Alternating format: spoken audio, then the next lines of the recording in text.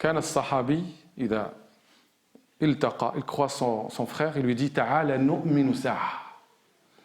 Viens pour vivre un moment de foi. Ils se réunissent sur la lecture du Coran. Après la prière, ils se réunissent pour écouter. Il y a un qui récite et les autres qui... un récite et les autres qui écoutent. Ces assemblées de dhikr qui attisent la miséricorde d'Allah subhanahu wa ta'ala. Ça, c'est le premier remède. Faire preuve de patience. On n'a plus de patience aujourd'hui. Notre temps, il est perdu, dilapidé dans des futilités. Et même quand on se réunit, c'est la continuité de notre parole et discussion sur le bas monde. Se réunir sur le Coran, c'est se donner le cœur pour s'exposer à la miséricorde d'Allah subhanahu wa ta'ala. Et dans ce verset, Allah nous donne un indice de celui avec qui tu vas t'asseoir, ou celui que tu vas suivre. Tu penses que c'est un modèle. Allah dit وَلَا تُطِعْ مَنْ أَغْفَلْنَا قَلْبَهُ عَنْ ذِكْرِنَا وَاتَّبَعَ هَوَاهُ. Deux personnes qu'il ne faut jamais prendre comme modèle. Celui qui suit, celui qui est insouciant, qui n'est pas dans le rappel, qui ne te rappelle pas Allah le jour dernier, et celui qui suit ses passions. C'est lors de la prière, il va te séduire pour faire autre chose que de faire ton devoir. C'est ton moment pour lire le Coran, et voilà qu'il va dilapider ton temps dans des futilités. Al-ghafla, c'est l'insouciance. C'est une maladie très grave qui durcit les cœurs. Le fait de perdre son temps devant la télé, les jeux, les réseaux sociaux, et pas le temps pour lire le Coran, pour faire des bonnes lectures, pour faire dhikr. Et puis, une fois qu'on est dans l'insouciance, on va suivre nos passions. Et le plus grave, c'est quand certains vont rejeter la parole d'Allah, ou rejeter la parole du prophète sallallahu alayhi wa sallam pour suivre leur avis à eux, ou l'avis de certains. Deuxième remède, c'est ce qui a été dit dans le verset 29, juste après. وَقُلِ الْحَقُّ مِنْ رَبِّكُمْ فَمَنْ شَاءَ فَلْيُؤْمِنْ وَمَنْ شَاءَ فَلْيَكْفُرْ إِنَّا أَعْتَدْنَا لِلظَّالِمِينَ نَارًا أَحَاطَ بِهِمْ سُرَادِقُهَا وَإِنْ يَسْتَغِيثُوا يُغَاثُوا بِمَاءٍ كَالْمُهْلِ يَشْوِي الْوُجُوهَ بِئْسَ الشَّرَابُ وَسَاءَتْ مُرْتَفَقًا. Subhanallah, c'est comme si le prophète sallallahu alayhi wa sallam, qui a reçu l'ordre d'Allah de faire preuve de patience avec ceux qui invoquent Allah, pour ne pas être avec ceux qui se réunissent sur le vin, les notables de Quraysh, se réunissent pour boire le vin. Et dans l'akhira, quand ils seront dans l'enfer,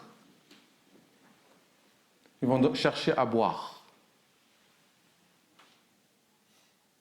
Et quelle boisson leur sera donnée? وَإِنْ يَسْتَغِيثُوا يُغَاثُوا بِمَاءٍ كَالْمُهْلِ. C'est une eau comme du métal fondu. يَشْوِي الْوُجُوهِ, qui brûle les visages. بِئْسَ الشَّرَابُ وَسَاءَتْ مُرْتَفَقًا. Le rappel du jour dernier. C'est ça qui va te préserver ta foi. Il est dit dans le hadith du prophète sallallahu alayhi wa sallam, satakunu fitan ka qita' al-layl al-mudlim. Il viendra des troubles et des épreuves comme la nuit ténébreuse. Yusbihu ar-rajulu mu'mina wa yumsi kafira. Le matin il est croyant et le soir il est mécréant. وَيُمْسِي مُؤْمِنًا وَيُصْبِحُ كَافِرًا. Et le soir, il est croyant, et le matin, il est mécréant. C'est quoi la cause? يَبِيعُ دِينَهُ بِعَرَضٍ مِنَ الدُّنْيَا قَلِيلٍ. Il vend sa religion pour une jouissance éphémère de ce bas monde. C'est cet amour et cet attachement à dunya et cet oubli de l'akhira et de l'hisab et jannah ou nar qui fait que les gens sont capables de vendre leur religion pour un bien matériel. L'histoire de Sahib al-Jannatayn, il a épreuve dans l'argent et les biens. C'est quoi le remède? Le remède, vous le trouvez dans le verset 45. Juste après cette histoire. Reprenez après la sourate et vous allez la lire avec cette grille de lecture. Vous avez une carte pour la lire, mais surtout pour en profiter. En profiter pour réformer son âme et purifier son cœur. Celui qui s'accroche à cet argent et à ce bien, il oublie que cette vie, elle est éphémère. Elle va périr. C'est notre foi. Kullu man alayha fan. Tout ce qui est sur terre va disparaître, est amené à périr. واضرب لهم مثل الحياة الدنيا كماء أنزلناه من السماء فاختلط به نبات الأرض فأصبح هشيما تذروه الرياح وكان الله على كل شيء مقتدرا. Propose-leur une autre parabole. La vie dans le monde ici-bas est comparable à une eau que nous faisons descendre du ciel et qui fait pousser une végétation dense. Mais très vite, celle-ci devient une poussière de champs vannés par les vents. En vérité, la puissance d'Allah s'étend sur toute chose. Vous voyez la vitesse avec laquelle passe le temps et la vie? On la voit à travers quoi? À travers les 4 saisons. L'eau tombe, arrose la terre, qui donne une belle végétation pendant le printemps. Et voilà que l'été arrive et que toute cette plante, cette plantation qui était verte, pleine de couleurs, elle devient jaune, éparpillée par le vent. C'est ça la vie. C'est ça la vie. La vraie science, c'est pas accumuler un savoir pour après s'accrocher à dunya comme si on n'a jamais goûté à cette dunya. Quand tu sais que tout va être disparaître. وَيَوْمَ تَقُومُ السَّاعَةُ يُقْسِمُ الْمُجْرِمُونَ مَا لَبِثُوا غَيْرَ سَاعَةٍ. Le jour où l'heure arrivera, les pervers et les criminels vont jurer qu'ils ne sont restés sur terre qu'une heure, un moment. كأنهم يوم يرونها لم يلبثوا إلا عشية أو ضحاها. Le jour où ils la verront le Jannah au Nar, le jour de la résurrection, là ils vont réaliser qu'ils sont restés sur terre une soirée ou une matinée. C'est ça la vie. C'est ça la vie. Donc celui qui dit je suis riche, il ne va pas rester éternellement. Il va mourir, il va laisser tout d'ailleurs derrière lui. Et c'est pour cela ça a été dit juste après. Al-mal wal banoun zinatul hayati dunya. C'est dans le verset 46. Wal baqiyatu salihatu khayrun 'inda rabbika thawaban wa khayrun amala. Al-mal, la richesse, les biens, l'argent, wal banoun, les enfants, sont les ornements de la vie d'ici-bas. Alors que les œuvres pies ou les œuvres salutaires, les bonnes œuvres, perdurent et procurent la meilleure récompense auprès des seigneurs en offrant la meilleure espérance. À toi de choisir. Choisis ce qui reste et sois content et joyeux en faisant des bonnes œuvres. C'est ça qui va rester. Et ne sois pas triste quand tu perds quelque chose qui va disparaître. Et puis le rappel, Allah nous rappelle le jour dernier. À vous de lire après parce que je vois que le temps il est derrière nous, il nous pourchasse. Et je compte sur vous pour relire la sourate. Le 49 nous rappelle aussi le jour dernier. وَيَوْمَ نُسَيِّرُ الْجِبَالِ وَتَرَى الْأَرْضَ بَارِزَةً وَحَشَرْنَاهُمْ فَلَمْ نُغَادِرْ مِنْهُمْ أَحَدًا. Pourquoi il a été dit que le jour où nous mettrons les montagnes en branle, c'est-à-dire elles deviennent poussière, pour te dire que toute cette richesse, tu es content d'avoir un beau bâtiment, une maison, elle va devenir, si les montagnes, elles vont devenir poussière, que vont devenir nos maisons, les villes, rien. Et que la terre, elle va être nivelée, rien du tout. Aucune plante, aucune maison, tout va être disparaître. Quand tu sais ça, tu vas te dire, ça, si j'ai l'argent, c'est le bien, je vais l'utiliser, je vais l'investir pour le trouver demain, et non pas pour se vanter devant les autres. Et ça, c'est un autre malheur. Maintenant, la science. Dans l'histoire de Moussa et Al-Khidr. Allah a voulu faire comprendre à Moussa que quelle que soit l'étendue du savoir qu'il a, quel que soit son statut, il y a un savoir qui échappe à son emprise.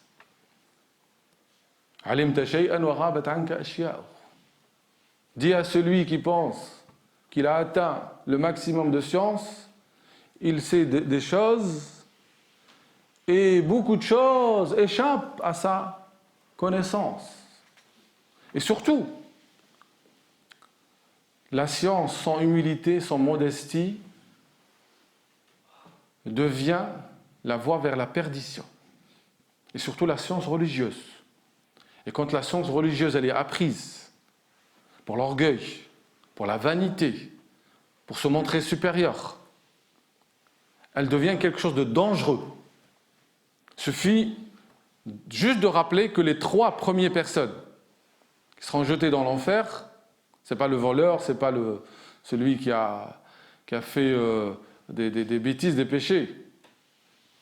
1, c'est un homme récitateur du Coran ou un homme de savoir. 2, c'est un homme qui a de la richesse, qui était généreux. Et le 3e, c'est un homme qui est mort en martyr.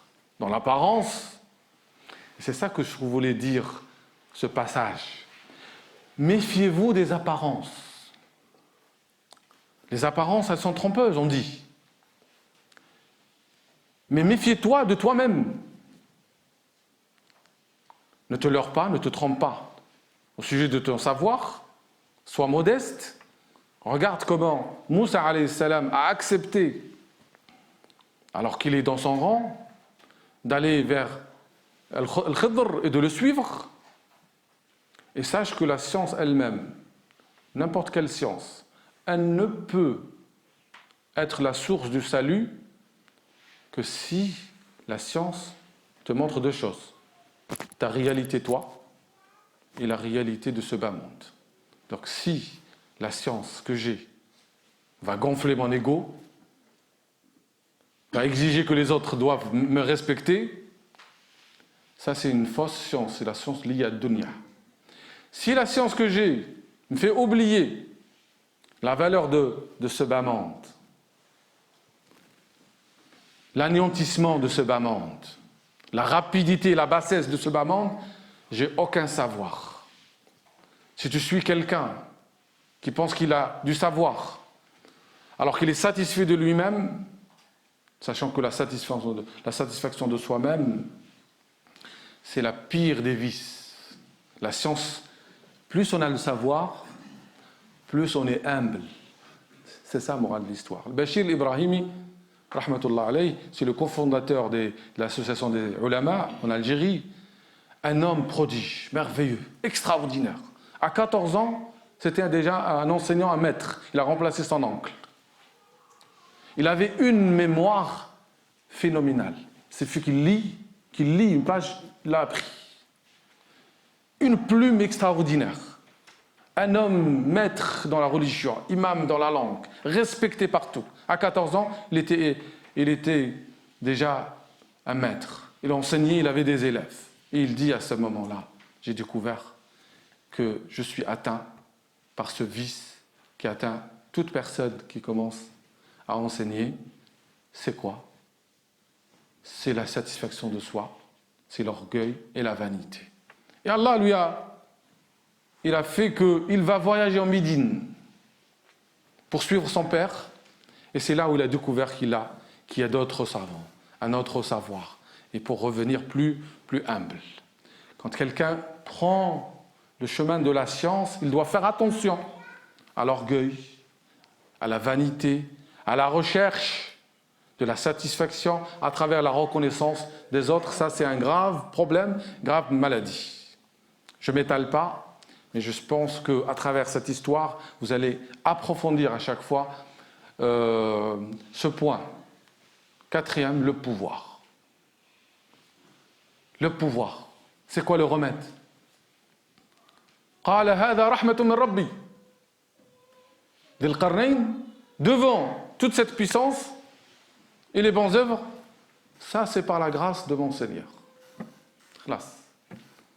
Si tu veux savoir que la science, comme le pouvoir qu'Allah t'a donné, c'est un bénéfice pour toi, c'est un bon signe, si tu reconnais la faveur d'Allah sur toi à chaque fois, c'est un bon signe. Si tu oublies la faveur d'Allah et tu regardes seulement tes compétences, ton intelligence, tu es perdu. Sulayman alayhi salam, quand il a demandé qui c'est qui va m'amener le trône de Saba, donc il y a un djinn, un ifrit de djinn qui a dit moi je le fais venir avant que tu te lèves. Celui qui a la connaissance du livre, il a dit moi je le fais venir avant que tu clignotes, tu fais un clin d'œil. Quand il a vu ça, Sulayman aussi, c'est un autre exemple. Il a dit Hada min fadli Rabbi. Liyablouani. Ashkuru am akfur. Liyablouani. Pour m'éprouver. Ça, c'est par la grâce d'Allah. Il n'a pas dit c'est mon pouvoir. C'est moi le maître. Je fais ce que je veux. C'est grâce à mon intelligence. Ça, c'est par la grâce d'Allah pour m'éprouver. Est-ce que je suis reconnaissant ou ingrat? Il faut toujours faire le lien. Quand tu as une faveur sur toi, fais le lien entre la faveur et le donateur, le pourvoyeur qui est Allah subhanahu wa ta'ala. C'est ainsi que tu vas chasser la vanité. Tu vas chasser l'orgueil, la fatuité. Tu ne vas pas te tromper à ton sujet. Le rappel du jour dernier nous rappelle une chose, que toute puissance, toute richesse, elle va partir. Restera seulement les bonnes œuvres, ce qui est fait pour Allah. Le vrai remède contre toutes les épreuves, c'est quoi? L'ikhlas. Être sincère avec Allah subhanahu wa ta'ala. Celui qui est sincère, Allah va le protéger. Saïd ibn Jubayr, il dit, j'ai rencontré un moine qui m'a dit, dans la fitna, on distingue celui qui adore Allah sincèrement et celui qui adore Tarout, tout ce qui adore Allah. Dans la fitna, on reconnaîtra Mukhlis.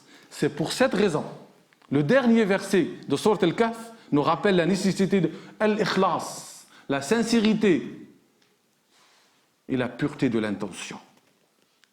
قل إنما أنا بشر مثلكم يوحى إلي أنما إلهكم إله واحد. Dis-leur, je ne suis qu'un mortel comme vous. Il m'est révélé que votre Dieu est un Dieu unique. Ça, c'est le message principal du Coran.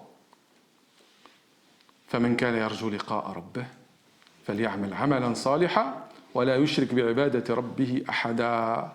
Que quiconque espère la rencontre de son maître, c'est-à-dire de son Seigneur, accomplisse de bonnes œuvres et n'associe personne au culte de son Seigneur.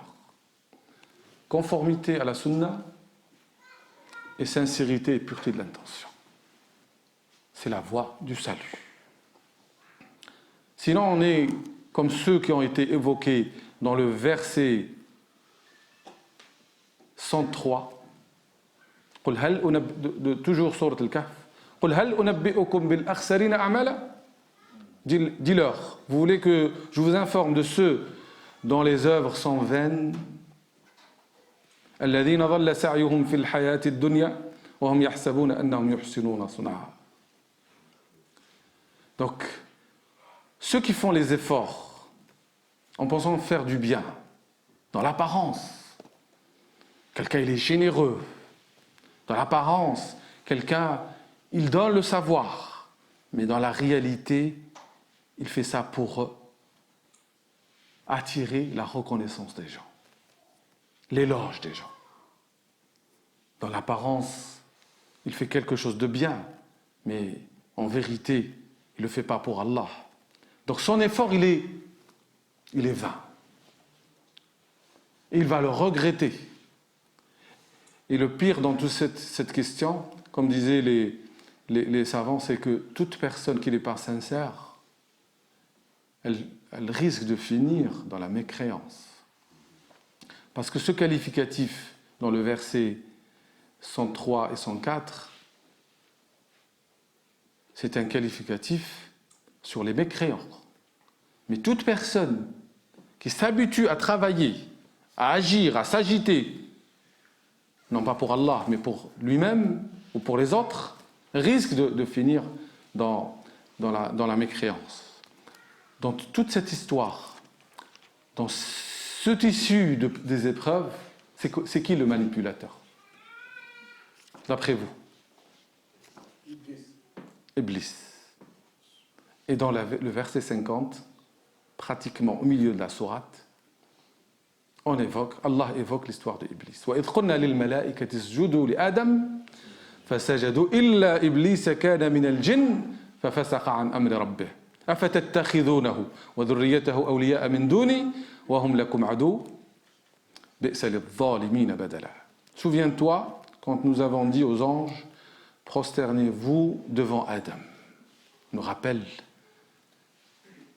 notre principal ennemi, celui qui tire les ficelles, celui qui essaie de nous piéger, de nous séduire, nous pousser vers le mal, c'est Iblis. C'est lui qui a refusé de se prosterner pour Adam.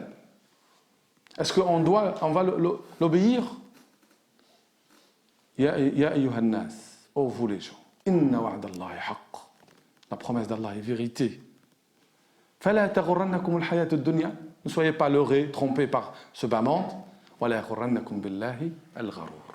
Et ne soyez pas trompés par al-gharur. Ici, c'est le diable, c'est le shaitan. 4 épreuves auxquelles il faut trouver un refuge et remettre dans Surat al-Kahf.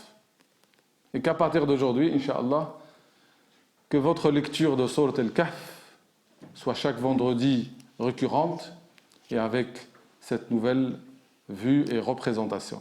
أقول قولي هذا وأستغفر الله لي ولكم فاستغفروه تجدوه غفورا رحيما ويا فوز المستغفرين. Donc je vous dis barakallahu fikum, jazakallahu khaira.